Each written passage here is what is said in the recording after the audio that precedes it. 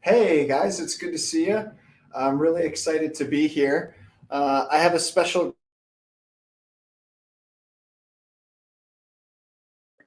and so we're really excited. We wanted to come to our communities and just go into this topic around self-love and what it means to be in relationship with yourself and the importance of that in terms of finding a relationship out there in the world.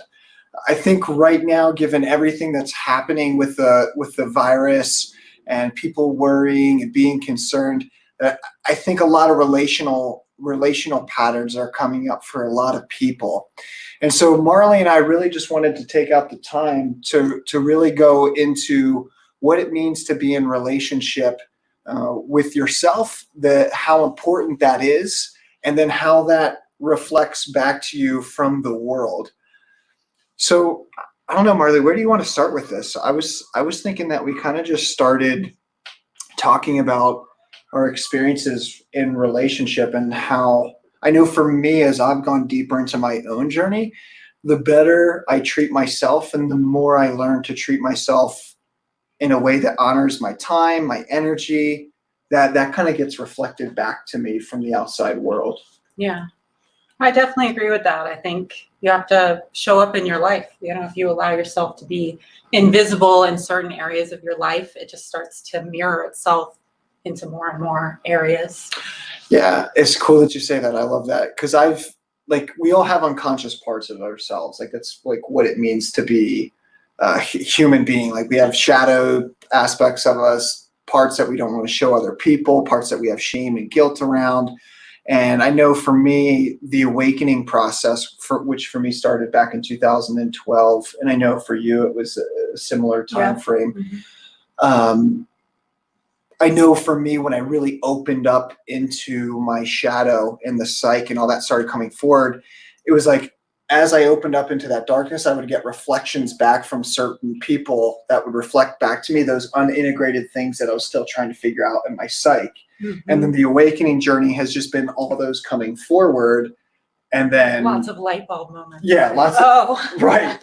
Yeah. A lot of light bulb moments. And then when I had those light bulb moments and I would integrate that shadow aspect of myself, whether it was in the way that I show up for a relationship or the way I show up in any area of my life, once that integrated and I had that light bulb moment, I would no longer get that reflection back. And if you guys aren't tracking with us, I'll give you guys some good examples of this.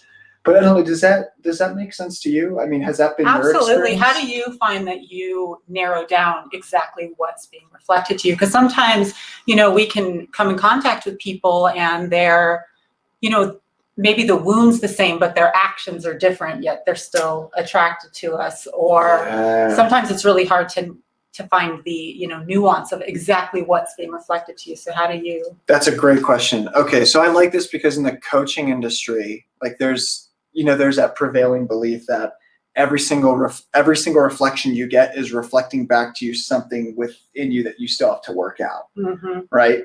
And I know for me in my own journey, I eventually got to a point where I was like, okay, I think I've cleared enough of my own internal psyche and my shadow that I think I know when someone is reflecting back to me and it's actually mine. And then other times I just need to be in my power and it's actually not mine and I need to reflect it back to them. Sometimes it's reflecting to you that you need to close the door. Right. I love that. Okay, beautiful. That's perfect. I love that space.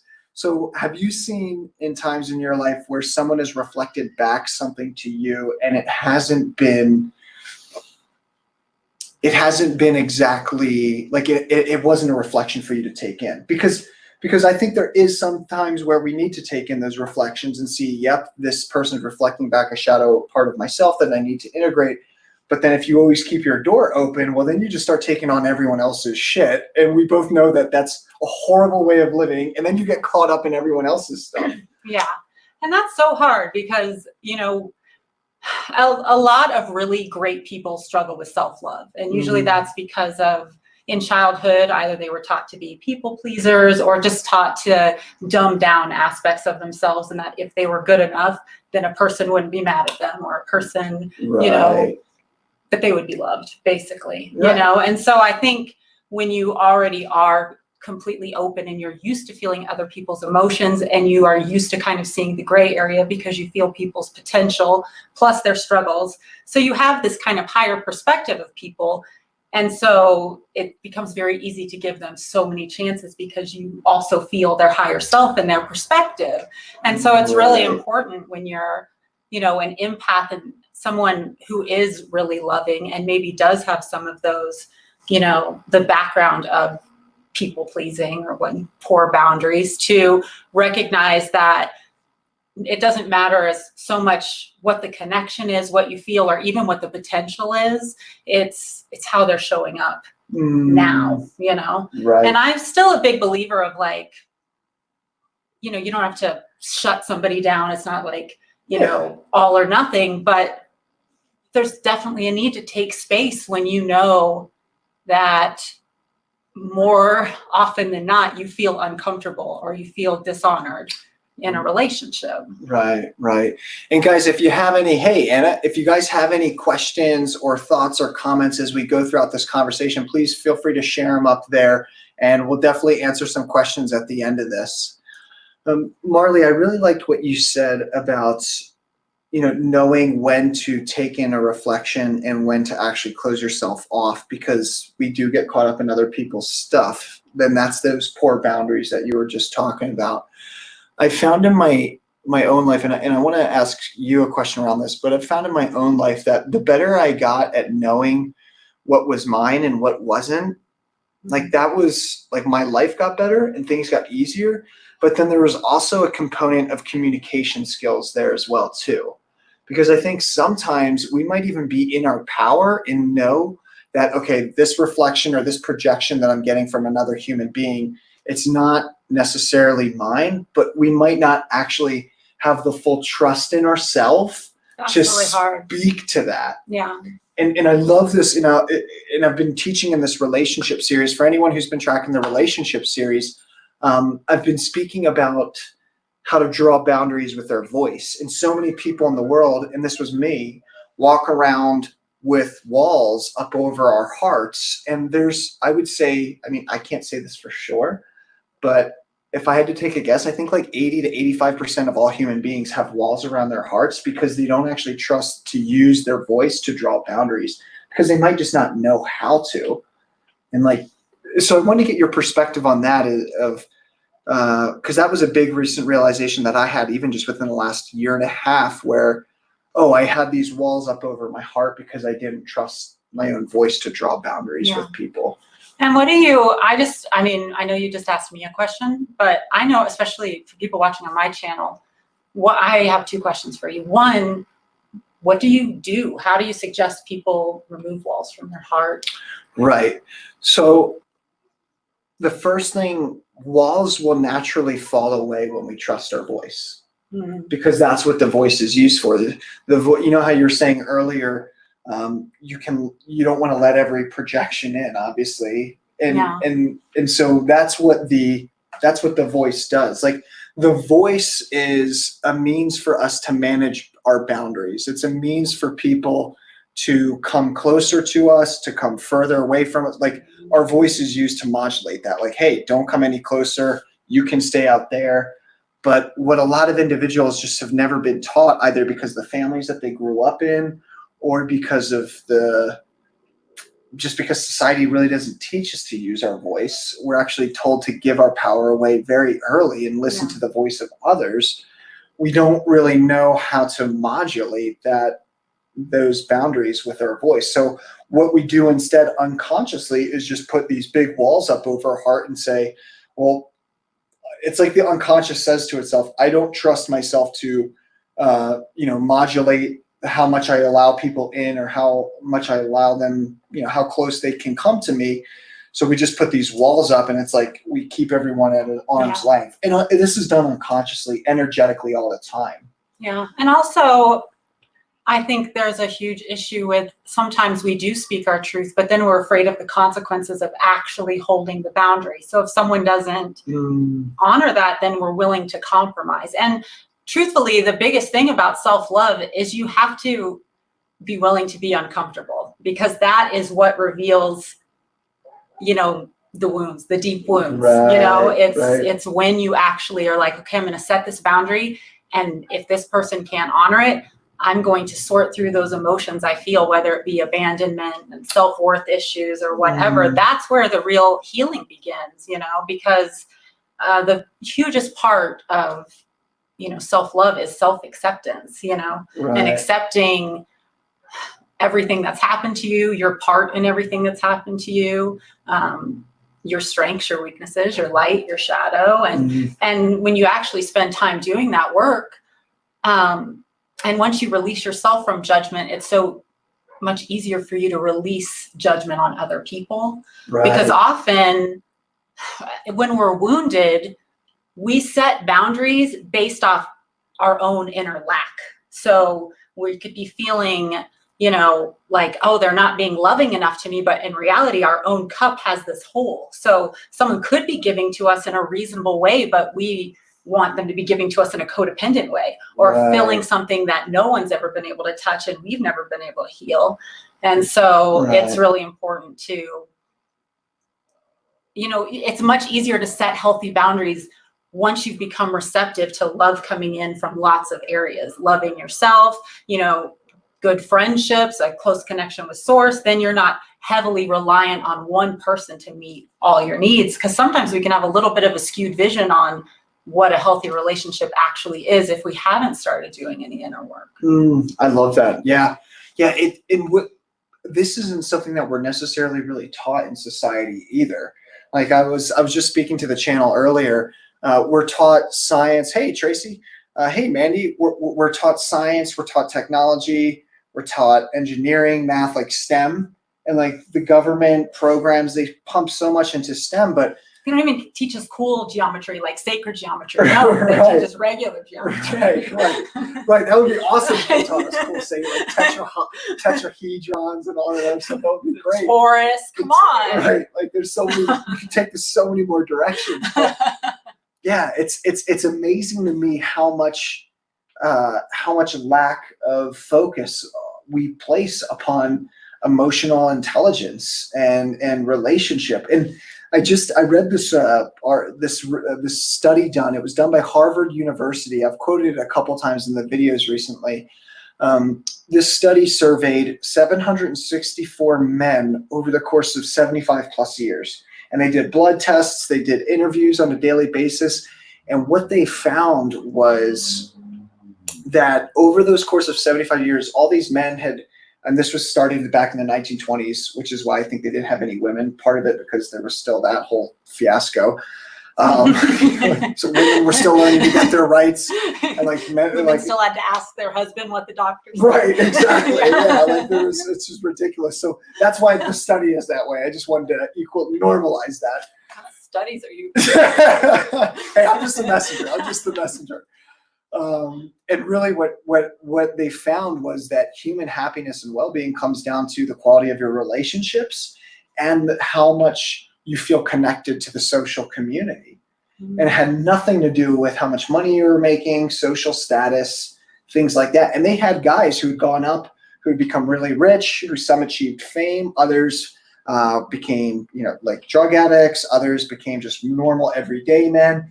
And across the board at every level of the social stratification system, they found that the people who were most happy were the ones who had that healthy relationship and that sense of social community. And the people who hadn't found that yet, that's what they wanted. And they said that that's what they wanted. They just didn't know how to create it. Yeah. And I think that study really hit me at the heart level. And I just think that's so important because a lot of us are just caught up in the Western world of like making it a certain way or, either making money or starting up, whatever people want to do these days, like.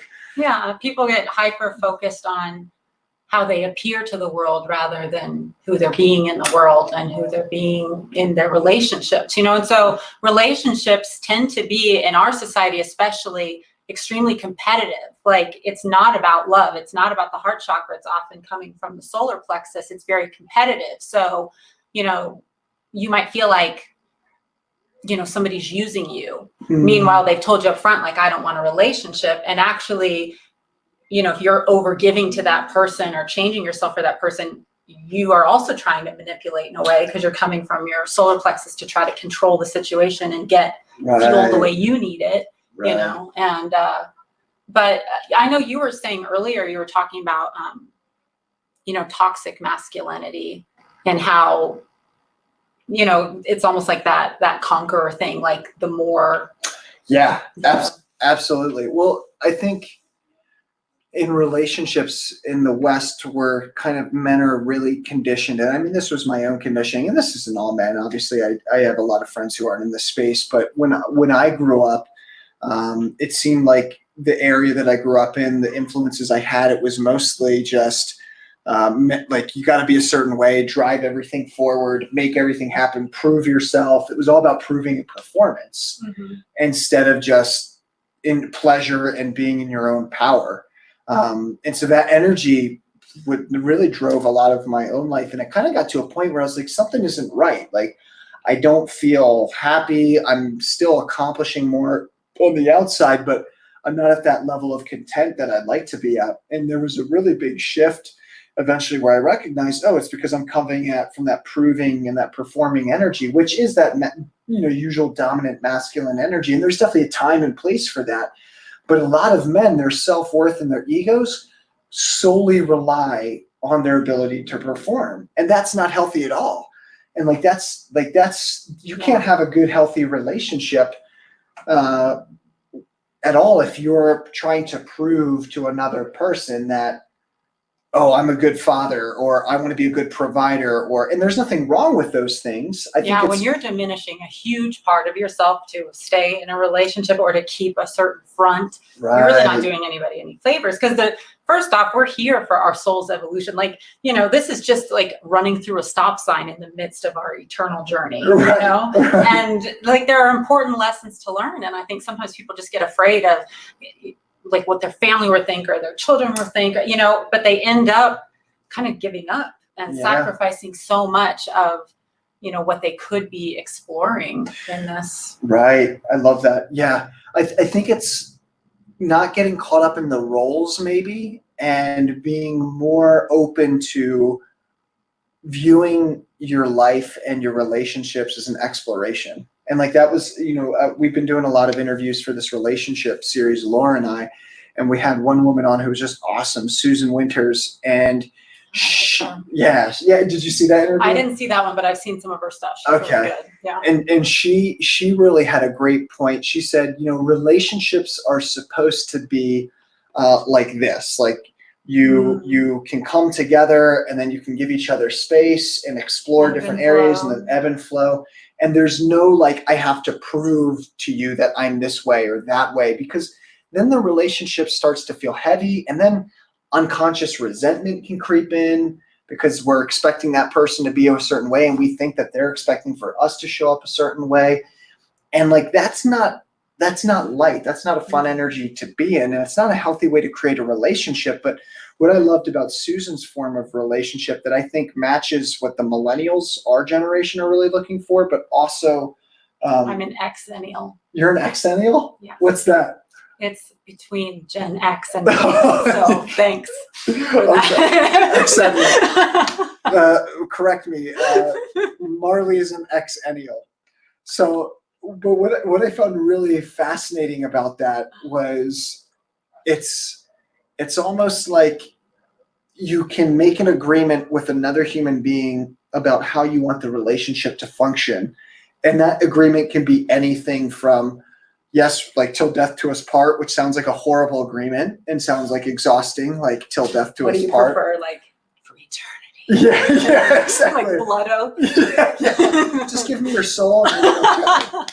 Like, that's not like, sign the contract in blood. Right, exactly. And like, that's what I think a lot of people feel like their marriages are, and that's not a way to, I think, to have a relationship. And you know, Susan says you can make an agreement such as, hey, let's be together, let's grow together, and whenever we start feeling like we're holding each other back, then that's when we'll call off the relationship. And I think that's a much more beautiful way of living, because relationships are formed to survive. Like that's the evolutionary purpose behind most relationships. Yeah.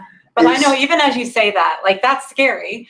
And you're right. It's 100% right. But there is, I mean, I can feel it. Like there's a fear factor to that, you know, and that's part of the reason we really get caught up on these terms of like soulmates, twin flames and everything, because we want the guarantee that we've found our other half. And there's just not that guarantee. We get to explore with people while they're in our lives. And then, you know, both people have the choice. But one of the, I think, I was reading recently about orbital energy, which because I look into energy a lot, and it was talking about how, so, you know, potential energies, like if you push a boulder up a hill, and kinetic energy is when you let it roll back down. Okay, so it's kind of like cause and effect, and like our thoughts and our actions, everything we do, it's putting potential energy into our life that's sending us towards a certain outcome. And when I was reading about the orbital energy, it was talking about how potential energy is equal parts negative and positive. So every single relationship, job, anything in our life, the energy of it is, the potential energy of it is equal parts positive and negative. And so that's why self-love is the most important, because you have to know you're going to be okay, and that love is easy, and that there's new opportunities coming and new people for you to connect with all the time, so you don't have a lack mentality, so that you're like clinging with, you know, and it's not easy. It's not an easy, you know, not an easy thing to do, but it's so important. And then on top of that, like where you are focused, because if all potential energy is equal parts negative and positive, that means we are all equal parts negative and positive. Like there is no perfection, you know, and that's why, you know, you have those moments with people and you have that bubble love where there, you know, so much chemistry and it's like palpable and so powerful. And that feeling like fills you up so much, and then you're like an addict basically searching for it. And when it's not happening, then you start labeling the person, all these things. It's just important to try to keep the perspective and the focus on the positive aspects and continuing to grow that. I know you do like the Clifton Strength Finder, right? Oh yeah. It's a test by the Gallup poll people. Yep. And it's a really great test. If you want to know yourself, you should look into the Strength Finder. But it basically, you answer all these questions, it gives you your top 5 strengths. And the theory is you spend 90% of your time on that because it grows your strengths. Well, it's kind of the same with the relationship. Like, you know, so I run into people, they're looking for one person to like check every single box. And that's, it's like, no, I don't want to ski. Like, just do that with your friends. There's the rest of the boxes are fine or whatever, you know, like, look at the things that you guys love to do together and do that. But don't expect them to like fill every single crack and crevice that you need filled. Well, and I think anytime we hold anyone up to the expectation of meeting all those checks in the boxes, like that's a hard burden to live up to. And I know for me, when I think I shared this the other day with my community, I had a girlfriend when I was 15 years old, and I loved her to death. She was great in many ways and also scary in others. and like she was going through a really hard time with her family because her family was going through a divorce when we were together. And she suddenly went into this like really dark emo phase. And so that played out on me, and she wanted me to start wearing like super tight jeans. And like, I was never a tight jeans guy in high school. Now I can wear tight jeans and rock it. But before I was like the baggy, loose, you know, because that was like the thing in the 90s. It was like the baggier your jeans, the more stylish and cooler you were. And, you know, you had like those zip offs as well, like the zip off. I didn't have those. Okay. So I won't go there then. But it was like she wanted me to wear these super tight jeans because that was like emo, and that was what she was becoming. And I remember she was like, yeah, just like we were at one of her friend's house, and she was like, yeah, like go in the laundry room. Did you grow this part like one? Right. No, I didn't. I didn't go that far because the relationship ended before then because I didn't become what she wanted me to. I remember she was like, go into the laundry room and change into these jeans and see if they fit you. And I Her like, jeans. yeah, no, yeah, like I don't know if they were her jeans or I don't know whose they were, if they were another man's, but like these jeans were Another 15-year-old. super tight. Yeah, like these jeans were super tight. And I remember coming out and just being like, I can't be wearing these. And she was like, take them off. Like you can't wear this. And I remember thinking like being really hurt and upset in that moment because I was like, I just felt like you demasculated me. Like I did this for you, but then like it didn't work out for you. I didn't look good in it. That wasn't nice. Oh no, it definitely wasn't at the time. But then I remember having that experience and thinking to myself, well, like any time that, and this wasn't until years later when I reflected back on that and like probably had a therapy session with my therapist at one point, and I was like, well, wait a second, like why was she trying to make me something that I wasn't? And then when I didn't fit in that box, it wasn't okay. And like that's not love. Like really true love and true intimacy is seeing a person for who they really are, not through the lens of what you want for them or who you want them to be, but seeing them and loving them anyway. That's what actual true love is. There's no expectations. It truly is unconditional. And we could go into that in a whole nother segment. But I realized in that moment, it was like, she's trying to make me be something that I'm not. And I'm actually really fucking hating her for that. like that was how I felt. I was like, I don't like this person. I don't appreciate her at all because she's expecting me to be something that I'm not. Yeah. And I think that's what happens in so many of these relationships. We have really awesome chemistry with another human being, and there's that juiciness and that palpability. And then, like you said, Marley, somewhere along the line, it fades away. And all of a sudden, when that juiciness or that life or that excitement isn't there, we start looking out for reasons for why it isn't. And we can't find those reasons, and we just blame it on them. Yeah. And then that's where chaos happens. Or instead of actually, because you can have like the chemistry and the compatibility, but if your focus is too far in the future, if one person is super concerned about both people super concerned about where it's going in opposite ways, like, one person freaking out because, oh my gosh, this could end up going somewhere and I don't know if I'm ready for that. And the other person like, oh, this could end up going somewhere. Right. I'm ready, Right. And like, instead of just actually enjoying it, being present with it, exploring it and being open and vulnerable, we can end up like suffocating it or cutting it off. And it's almost like, what's that Bible verse about, choking off the seed? Right. Yeah. What is it? It's in the New Testament. Is that the one you're talking about? The parable? Yeah. Yeah. Yeah. It's amazing how much we try to, a lot of individuals try to fit the people that they love most in the box, and they can do it with good intention. Like I was talking with one client the other day, and he was saying, I love him and I just want the best for him. And so I'm doing all these things, but he's not doing it. And then I get upset, and I told him, I said, is that about you or is that about him? And he was honest. He was honest with me. He said, it's actually about both. Like, I know that him acting in this way and behaving in this way isn't healthy for his life. And so I want to help him get better. But at the same time, I also want him to get better so he can be in relationship with me. And I told him, I said, that's not how love works. Yeah. That's not true love. And that is the, I'm sorry, go ahead. No, you can go. That is like the core of half of our subconscious beliefs that hold us back are because our parents, meaning well, instilled fear in us because they were trying to protect us. They didn't want us to experience anything that they had experienced in life, any of the rejection, any of the hurt. And so they started planting these little seeds of, don't do it that way. People might not like you, or don't do that, or be careful with that. And that's half of what we are trying to heal in order to self-love nowadays. So anytime you are looking at someone through eyes of fear and wanting to control them because you're afraid of how it's going to affect you, and,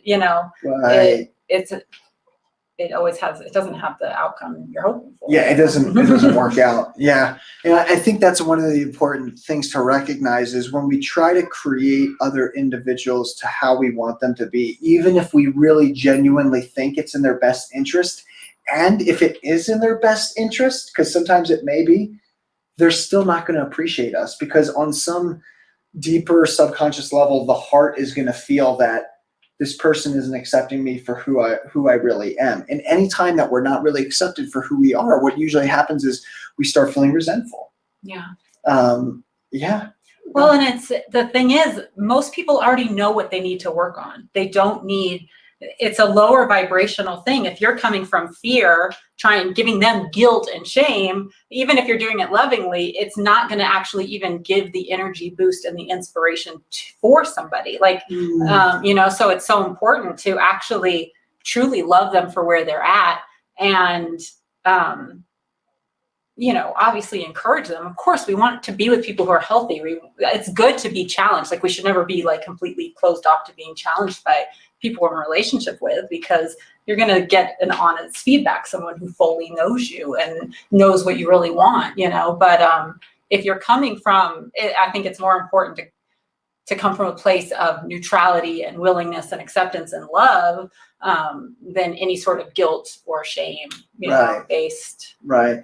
Well, what would you say to this, Marley? Like, because seeing through the eyes of the heart and loving another human being like that, I think is really valuable. But also, in my experience, because I remember when I kind of first woke up, it was like, oh, I'm in love with the world. I love everyone. But then I realized at one point, I was like, I need to be aware of who I let in, though, as well. Because if your heart's open, but you don't have those filters and that voice to say, nope, you can't come in, you can't come in, then you can really actually mess yourself up and get caught up in narcissistic relationships or being taken advantage of.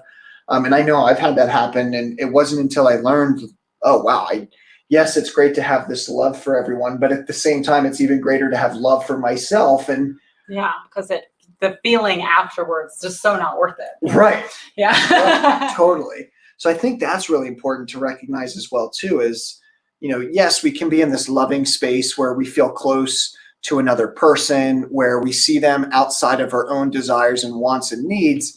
However, that being said, it's really important to not take that to the point where you allow someone into your heart space so much that, you know, they end up tearing it apart. Well, I think the biggest thing for me, I think a lot about the law of the pendulum. Like, if you go in too fast and too furious, you know, you're going to be swept up in the chemistry and the initial connection. And then when it, you know, swings back the other direction, you're going to be devastated because you've been living in the future, in the potential. And, you know, I think when you actually, it's beautiful when you take your time and finally do get close enough to someone where you can fully open your heart. You know, you can be safe and completely vulnerable. And even though neither of you are going to be perfect, and, you know, you're going to get angry sometimes and someone's going to say something hurtful, but you just know at the end of the day, I'm completely safe here, so I can be open, you know, that is awesome and the goal, you know, well, unless you're not super emotional, but for me, it's the goal. But, but I think that the way to protect yourself is actually taking it slow, because it's only over time you're really going to see if a person can be consistent with you, that they will care for you and care about how their actions affect you over time, you know, because everybody's awesome in the beginning because they have a goal of just trying to get that affirmation, like, I'm desired, that person wants me. They want the trophy, kind of, or the physical intimacy. And it's only over time when you can see, is this really compatible? Is this someone who's truly going to care for me and accept me? Because no matter how much self-love we do, we're constantly on a journey, you know? And so it's not like, and this is kind of a dangerous teaching out there where it's constantly like you attract yourself. And so we feel like we have to be these like perfect, like super powerful, wonderful people. And we are super powerful, wonderful people, but you know what I mean? You know, like the bar is so freaking high, you know, and but the truth is, we can have weaknesses. We can have shadow. We can struggle sometimes. We can have mood swings or whatever. And still, you know, love is easy. You can still have someone who accepts you and grows with you in that place, you know? And so it's just important to take it slow before completely opening your heart, to make sure that person will treasure it and protect it, you know? Right. Yeah, I love that. I think it's so important to be able to draw those boundaries with your voice and not let someone, while you're caught up in your own heart space and learning, you know, sometimes I'll talk with some of my clients and they're first learning to really truly love themselves for the very first time. But then all of a sudden, it's like they feel that love and expansiveness, and then they project that out into the world. And then they automatically assume that everyone else is just as loving as they are. And then they get messed up by a bad relationship or someone screws them over. I know that happened for me like twice when I was really stepping into my heart. It can be scary. Like it can be a really hard place to, I'm going to close the window here because we got a little buddy who's having a bad day out there. Okay. I'll close this one. So I think it's really important to be aware of. I think it's really important to be aware of. Thanks, Marley. When we're really opening up in that heart space and to recognize, oh, okay, you know what? Like I'm in my open heart space right now. This feels great, but I also need to be realistic with the world and not think that the entire world is that way, because then you can get predators that come in and that's another teaching that goes around, like, oh, if you just keep your thoughts totally positive, well, then you can change this entire circumstance to be what you want it to be. Well, first off, we have so many subconscious thoughts. I mean, and we have, Einstein's theory of relativity, where the future impacts the present. So sometimes your higher self could be blocking that off because there's better for you. Okay. So, but it's so important to, I forgot what I was saying. Well, I think I'm just going to go off of what I was hearing. Whenever you have like positive thoughts aren't necessarily like always maintaining positivity. Like that's actually bad. Like that's a shadow aspect. Yeah. I mean, I think first off, one of the like positive thoughts and positive affirmations, if you have not done a lot with self-love, it's one of the best ways to start, to just start amping yourself up, even if you don't believe it. Like I am powerful and beautiful and strong and have worth, because it really lifts your vibration. But it's also really important that you're reinforcing in yourself that even if you open your heart and it doesn't work out, you're going to be okay. Because, there are those of us in the world that our hearts are open. We feel deeply. And that, I feel like that's part of our path in this world, is to actually feel the contrast of our actions, other people's actions, and, figure out those vibrations and really help people find the vibration of love. Yeah. And yes, it's going to hurt. It's not going to be easy, but you're going to be okay. And it's brave, and it's to be vulnerable and to love. It's, you didn't make a fool out of yourself because you gave them a second chance, or you texted them again, or whatever. There's so many crazy rules that I just don't get, but it's like putting yourself out there. That is a symbol of your strength. Not of like, you're not desperate, you're not clingy. No, you're open to love. And that is a beautiful thing. And you will find somebody else who is open to love. Right. Yeah. And I love what you said about vulnerability there, and the importance of being vulnerable, because I know for me, a majority of my life, I was really scared to be vulnerable, but that was because I didn't trust myself to like speak up for myself. Yeah. And I think that's why it's so important to find our voice. And I think one of the most loving things that we can do for ourselves is really learn to start speaking up for ourselves, start speaking up for our boundaries, start speaking up for what we want, what we think we can have. And once we start doing that, like you'll see, at least in my own experience, you'll notice that everything will just get easier in life. You'll see things coming from a mile away. Like vulnerability is actually when you can have an open heart and be completely vulnerable, and you can trust your voice, nothing can touch you in the world. Yeah. It really can't. Because when you see through the eyes of the heart naturally lives in truth. It's always seeing all the shady stuff and the BS and the manipulation.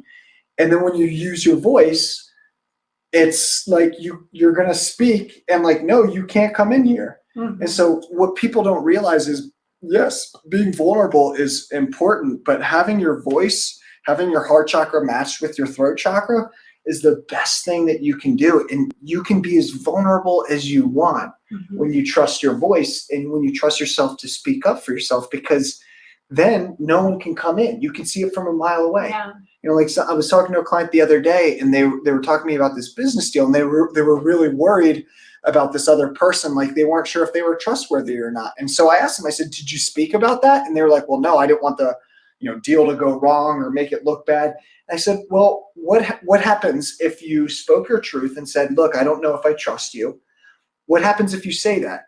And they say, well, it could make the deal fall flat. And I was like, well, if it makes the deal fall flat, and they probably didn't have good intentions for you in the first place, which is great that it fell flat, because then it would have went, down the road, backfired on you, went down the road. Or let's say you do say that and the person says, wow, no one's ever said that to me before, but yeah, man, like honestly, like I really am in this with you, like you can trust me.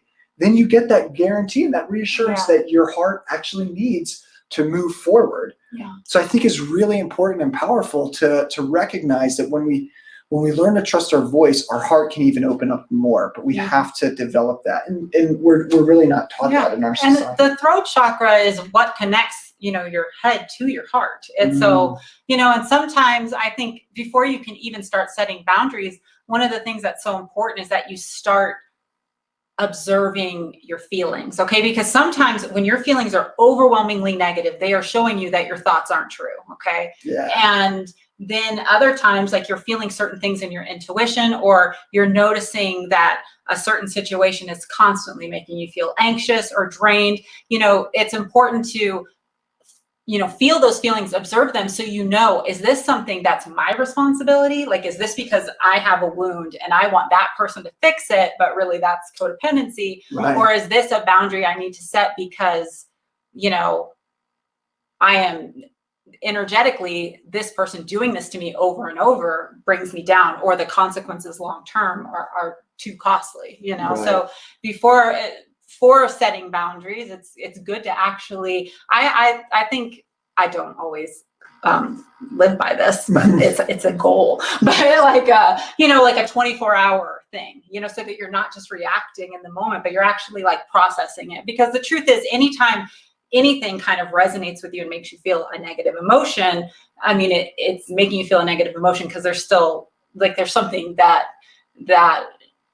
could use some healing, most likely in you. That doesn't mean what the other person is doing is acceptable or right. It just means, if you work on that area of self-love, another person coming in to do that to you, it's not going to feel the same. And you're actually, rather than being like emotionally washed away by it, you're going to be able to observe the situation and say, oh, wait, no, I've done this before. And I know this has nothing to do with my self-worth. And I can easily set a boundary without getting overly emotional about it because I've already dealt with that. Right. Right. Yeah.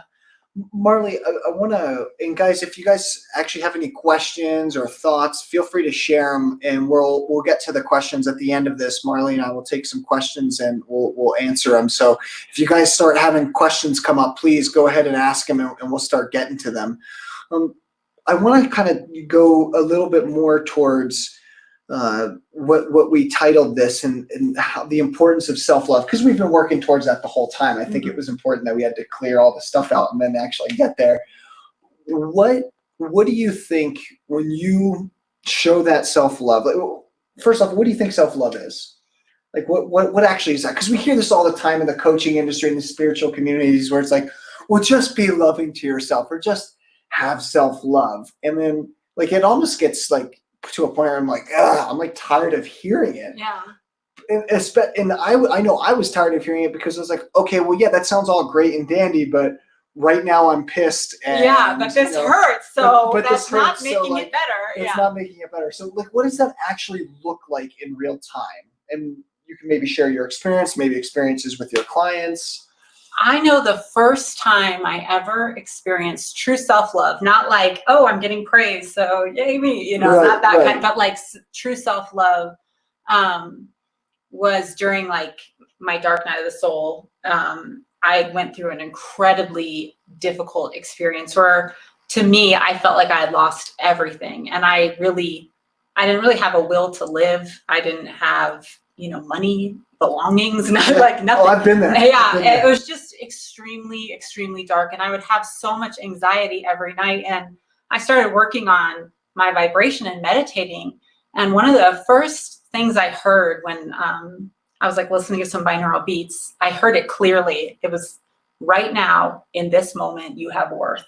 And I was like, what, really? Like, so many people hate me. Like, I've screwed up. And, you know, and even though now looking back, like, I see why everything happened. And, you know, but at that time, I just felt like a failure. And knowing that, hearing that voice say, in this moment, you have worth, something in, so it was me, I think, saying it, but in that moment, I believed it finally, you know, and just something rose up in me where I was like, nobody's going to tell me I don't have worth anymore. Never again. Like, I have worth. I have a right to take up space in this world. And that was something I didn't believe previously. You know, I kind of believed I needed to whatever work around the corner. Well, just I loved, and this is something I still love, but I loved being a teammate, like coming alongside of someone and like supporting them and giving them ideas, and you know. Right, but never you being out there. Yeah, like I needed to be willing to take up space. So that moment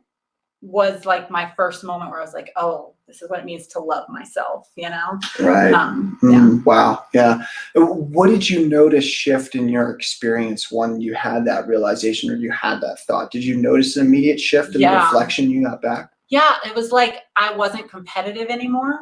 Yeah. Like I used to love board games and I would always win because I was very good at them. But all of a sudden I just was like playing to hang out with people and didn't even really care if we finished the game. And then like people, you know, some people who were in my environment would say certain things to me and they didn't hit. Like I just could just watch it and be like, that's not true. That's not me. And I just knew it, you know? And it was, and that was almost instant, you know? Wow. Wow. So it was almost like you unglued from being able to be pulled into that collective belief of, okay, you know what, you have to perform and do really, really well. It was like I didn't have anything to prove anymore. Right, right. Well, that's such a great place to come to because I think, you know, like I was sharing earlier, for a lot of men, performance is their worth. Yeah. Like, and I know for me, that was really huge. And I mean, it still comes up now and then, but it's not nearly as much as a big deal or pronounced as it used to be. Like now it's just like, like I can create things if I want to create. I don't have to create, but if I want to, I can. And ooh, this is fun. I really enjoy this. And I think that's a whole different perspective of creating. Like self-love to me is playing and participating in life, not from a place of proving, but from a place of, I really enjoy this. Like, and that was the big switch for me because before I remember it was always like, okay, I need to be the best. I need to be number one. I need to show, I need to prove. And then eventually the question was no longer that. The question was, how can I enjoy this process the most? Yeah. And I think that's the difference between the point you're trying to get to and enjoying the process. And that's what I love about really the feminine energy. When I really dropped more into my own feminine energy, life no longer was about that performance. It was more about, okay, I'm enjoying the process. The process of creating something is pleasurable in and of itself. And I don't need just to get to that next point because that's a hamster wheel that never ends. Oh, I got from A to B, now from B to C, now C to D.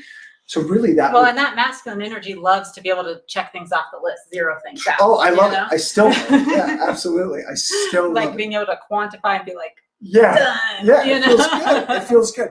It feels good. It feels good to have a whole structure and know that it's like, okay, I have this here, I have this here, I have this here. I can control everything, and I got it all now. And then like you feel happy and like excited about it. But it's not necessary as long as your worth isn't dependent upon that. I think that's what's most important. And a lot of men, I've coached a number of them who are highly successful.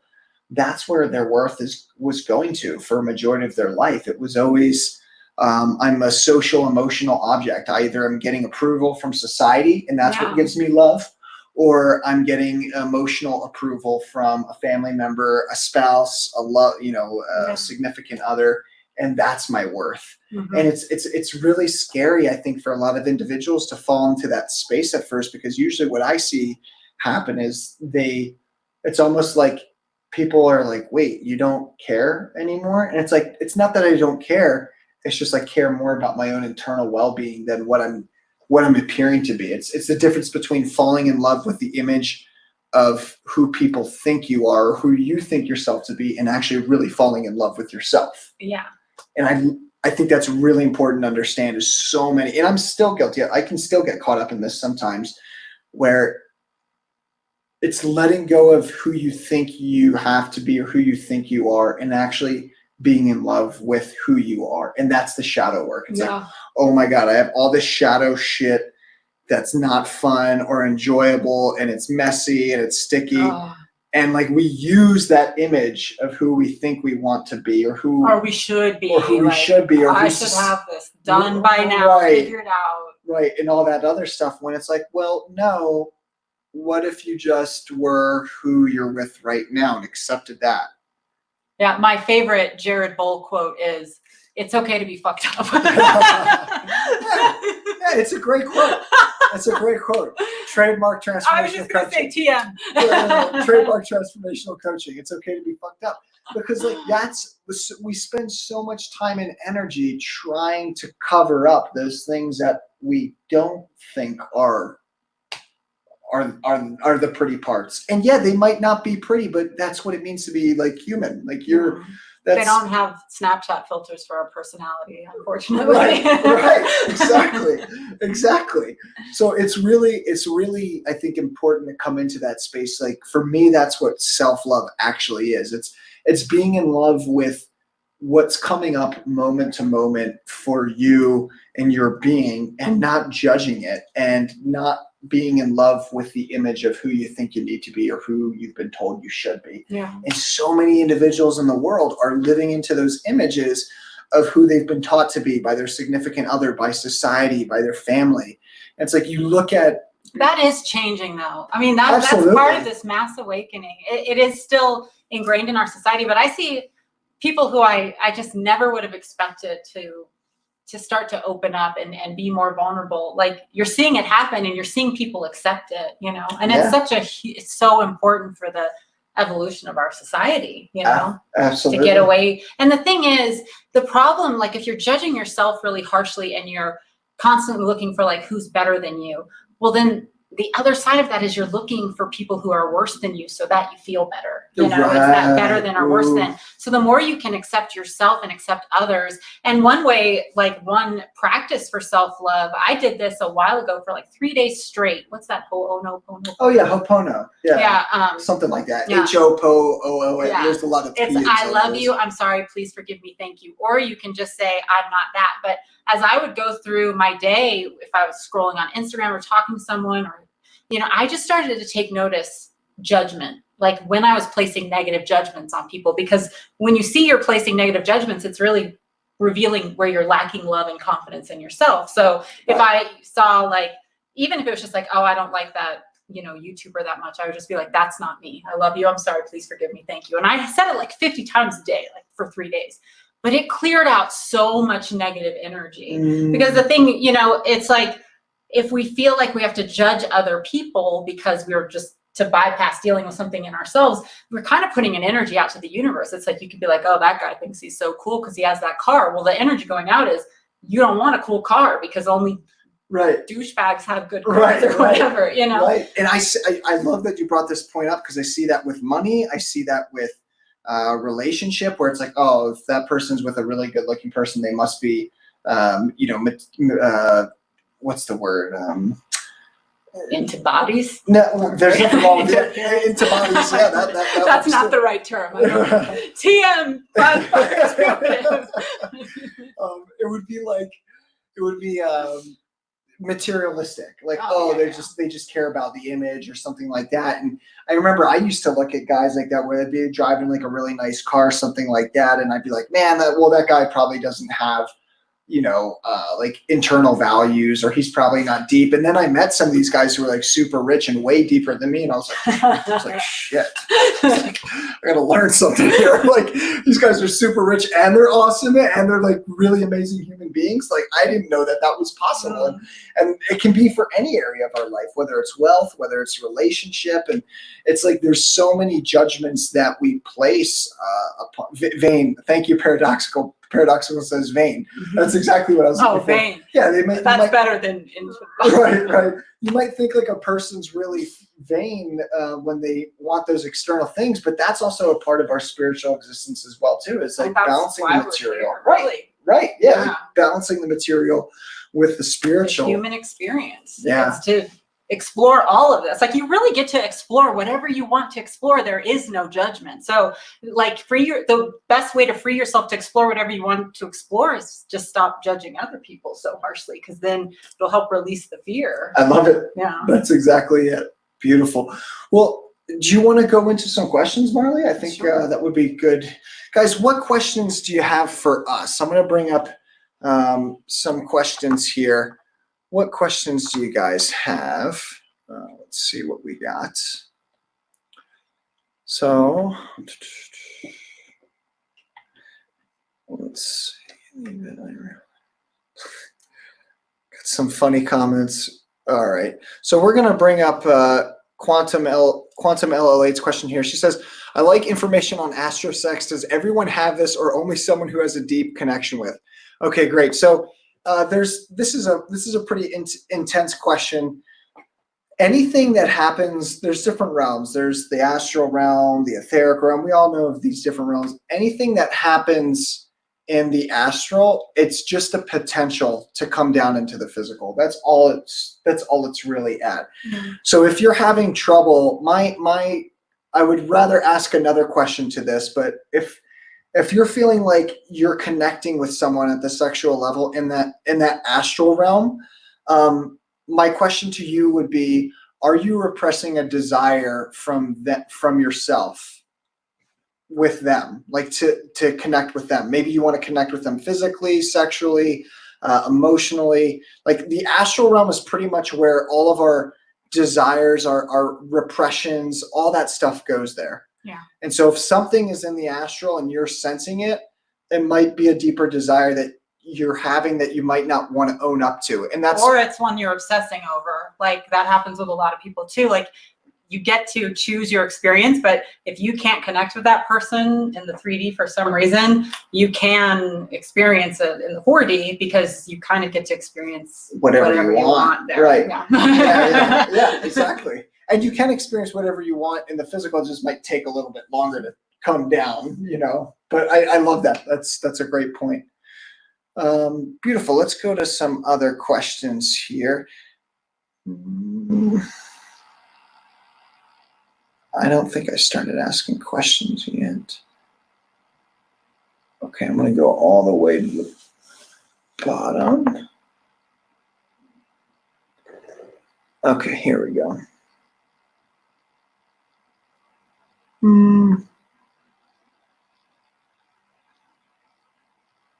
What other questions do you guys have? So if you're just joining, really all we've been talking about, I'm going to answer Paradoxical's question. If you're just joining, all we've been talking about is the relationship to the self and what actually true love really looks like played out. Because we hear a lot in the coaching community where individuals talk about, just love yourself and everything will be okay. But then when all that nasty, bad stuff that we've repressed is coming to the surface, well, it's really hard to love ourselves in that moment. So if you're just joining us, we're really just talking about the relationship to the self and then how that translates over into your physical experience. I'm going to go to Goldie's question here. She says, in an LDR for over 10 years, like magnets to each other, both fiercely independent, but now wanting more commitment. He has never been married or even live in girlfriend hopeless situation. I'm not sure if I really understand that comment. Long-term relationship, and she's ready for more commitment, but he hasn't been married or ever had a live-in girlfriend. So is it hopeless? Okay. You want to take that one first, and then I'll bounce off of it? Sure. I mean, it really depends on if he's communicating and even open to it. It's kind of like what we talked about earlier. It's awesome to have like an amazing connection with somebody, but right now you're feeling a contrast because you definitely want something different in your life. And so it's important to see if that's something he's willing to do, and then really be honest with yourself. Like, would you rather keep a commitment or a connection that is not going to give you the commitment you desire, or know that love is easy and that you can find somebody else that you have a connection with like that, but also the commitment? Right. Right. I think it's really important here to know, some of my videos, or last week I talked about different attachment styles and the attachment styles we have. Yes. And, really in this, Goldie, it sounds like there's an attachment style of avoidance. And, for me, a majority of my life, I was an avoidant attachment style. I had a very clingy, anxious mother who saw me as an emotional object for her own security. She needed to feel safe within herself. So she created me. And then if she had control over me, she would feel safe within herself. And so I, in response to that, developed an avoidant attachment style, which said, I don't want to be in relationship because I find them very toxic. I find them very overbearing. And that's not what I want. What I really want is a relationship where I can feel free, but I didn't even think that that was possible. Yeah. So I became an avoidant attachment style, didn't go into any relationships whatsoever, and just avoided all of them. And it sounds like he has an avoidant attachment style. And so if that's the case, you can ask him that. I mean, you could ask him and say, hey, I noticed that there's a part of you that seems afraid to be committed to anything, or doesn't want to have anything long term. What's that really about? And I wouldn't use accusations in there, because I think a lot of the times in relationships we tell people how their behavior is. My experience has been that it's best to not tell people who they are, what they're doing, because people can get very offensive. That's like it's attacking their character. We want to just ask questions about their behavior. And so if you're noticing that he's afraid of commitment, don't say you're afraid of commitment, because then all that's going to do is close him off, and he's going to get way more upset, get very defensive. In that moment, a much better way to do things would be, hey, I've noticed that it seems like you don't like to commit to relationships. What do you think that's about? That's very innocent. It's very neutral. It's non-triggering, and he'll feel safe to respond. So the best thing that you can do when it comes to those situations, I think, is really just communicate in a way where you're not telling the person who they're being or their character, but really ask questions about their behavior. Because we all have behaviors that we don't like and that we think are fucked up, but we don't, obviously we can know that a certain behavior is fucked up about our life, but that still doesn't help us change it.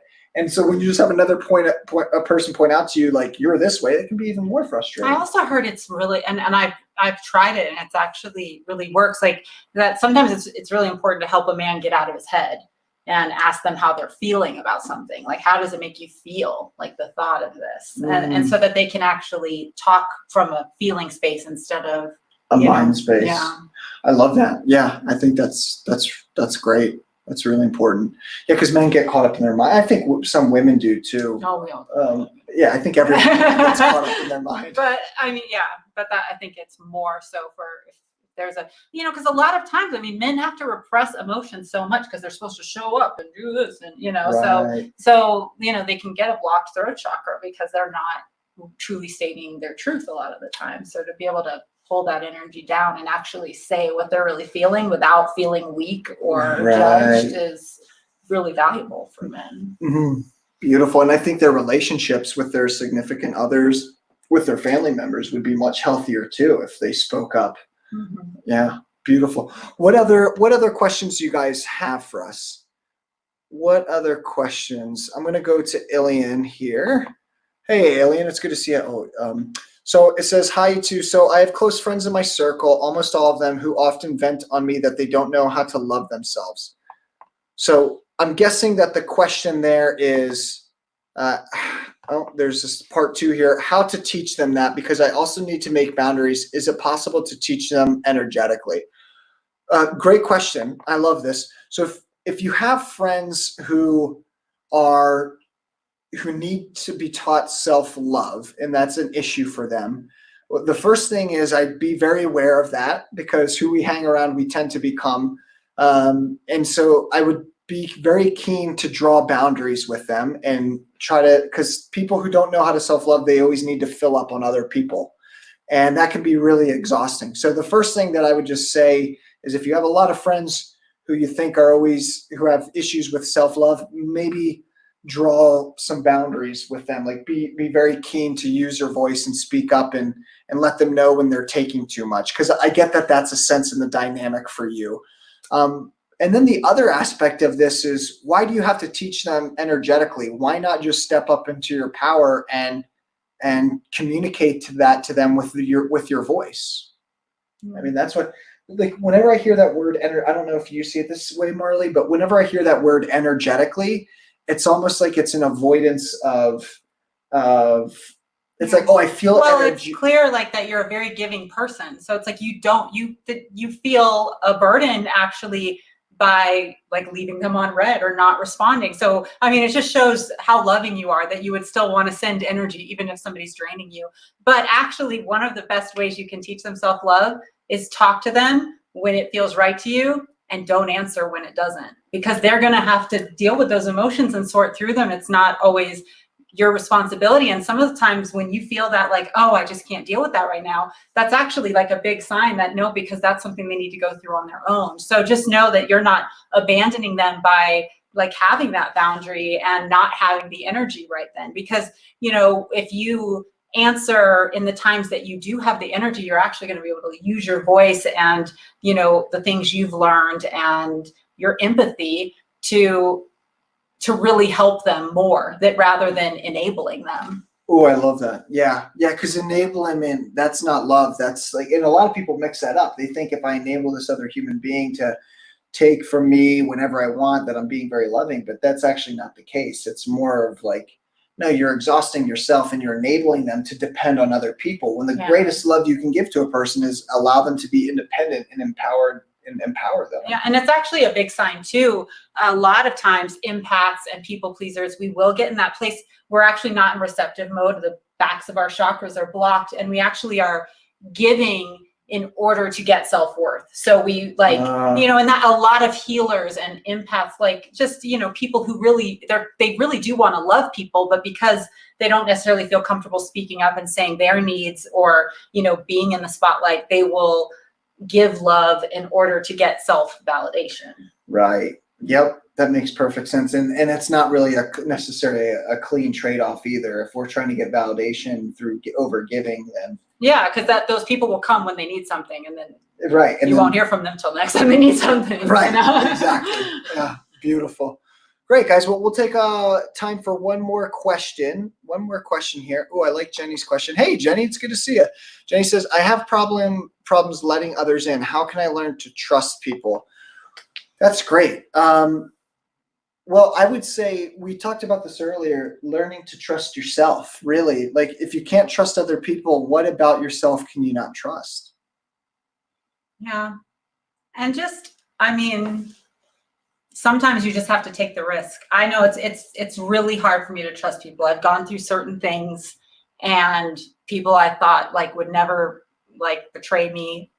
At the time when it happened, I felt like I was betrayed. Mm-hmm. And so it's hard there's always this check, like, you know, I don't know if I can trust it. Because we talked about this earlier too, like there's always the potential in every person for positive or negative, you know? And so you're hypersensitive to the aspect of that person who could betray you. But it's good to remind yourself you've made it through every other time that you've been betrayed, that you're wiser now, that you're going to be able to recognize it sooner and set a boundary. You know, like you can really trust that you trust yourself, that you know how to handle yourself, that you will be okay, and that you'll be able to catch it before it snowballs out of control, so that you don't, it's not going to be, that's the best part about our journey and awakening is it never has to be as deep or as dark or as long, like the things that we go through, you know, it's always going to be a little bit easier.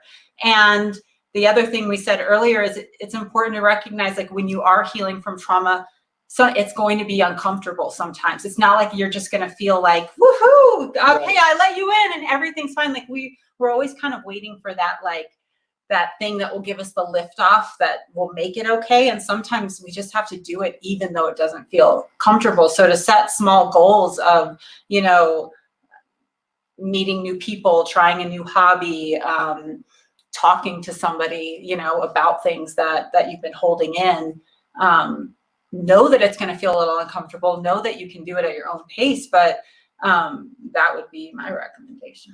I like that. Yeah, absolutely.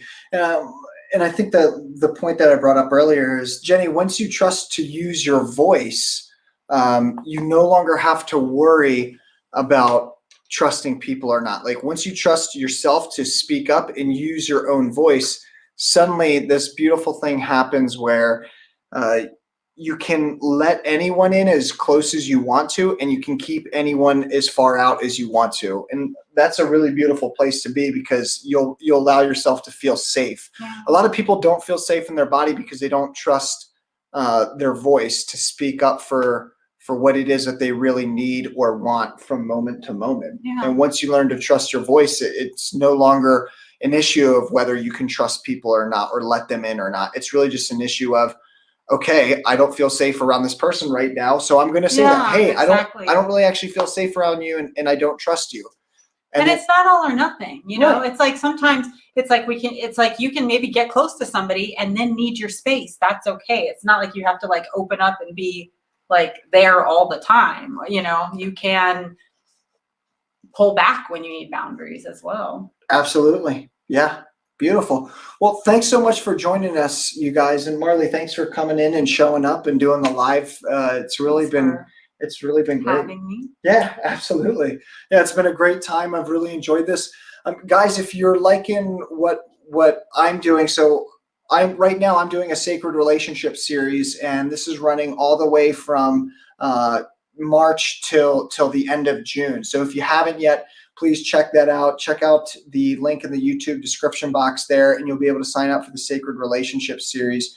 I'm doing a whole series of interviews with a bunch of YouTubers on relationship, and I'm doing live coaching sessions as well too. If you'd like to check out those, hey Stephanie, if you'd like to check out those live coaching sessions, click the link there, and you can see them. You can see actually people get coached on relationship and whatever it is that's going on in their life, and having breakthroughs. And if you want to sign up for that as well, check out the link. You're more than welcome to sign up for it. I'd love to have that opportunity to bring you on and coach you live. It's really enjoyable for me, and it's great seeing people's breakthroughs.